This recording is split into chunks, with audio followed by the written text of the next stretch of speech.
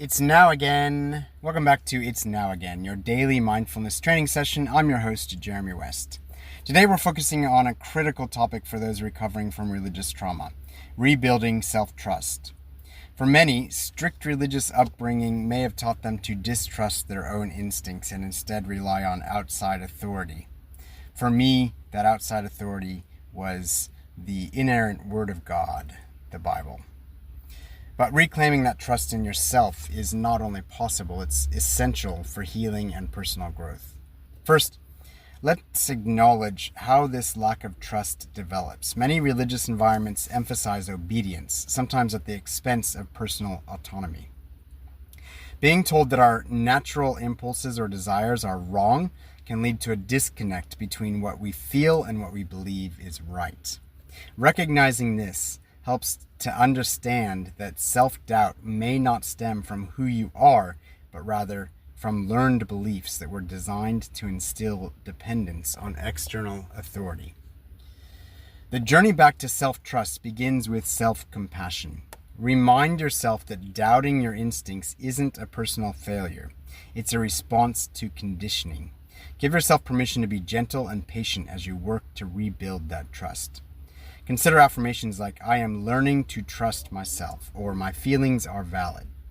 Self-compassion is the first step to healing self-doubt. And then one of the best ways to rebuild self-trust is to reconnect with your inner voice. That voice that you may have suppressed in the past because that was yourself, your evil self, trying to get through instead of God. Start with small daily practices like meditation, journaling, or mindful reflection. Pay attention to what you genuinely feel, want, or need without judging those impulses as right or wrong. Allow yourself to listen without needing to act on everything immediately. Reconnecting with your inner voice can take time, but every moment of attention you give to it strengthens that connection. Rebuilding self-trust doesn't mean diving into life-altering decisions right away. Start with small acts that let you listen to and trust yourself. Choose something manageable, like deciding what book to read, where to go for a walk, or how to spend your free time. Each time you act on your inner guidance, you reinforce that your voice is valid and that you can rely on yourself. In recovering from religious trauma, it can be challenging to distinguish between fear-based reactions and genuine intuition.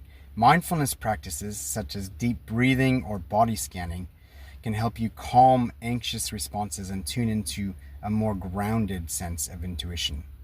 When making a decision, ask yourself, am I being guided by fear, or is this my intuition speaking? This practice can help you distinguish your authentic inner guidance from lingering fear. An essential part of this process is creating boundaries that protect your journey towards self-trust. Surround yourself with supportive people who encourage your autonomy, and distance yourself where possible from those who perpetuate doubt or rely heavily on external validation.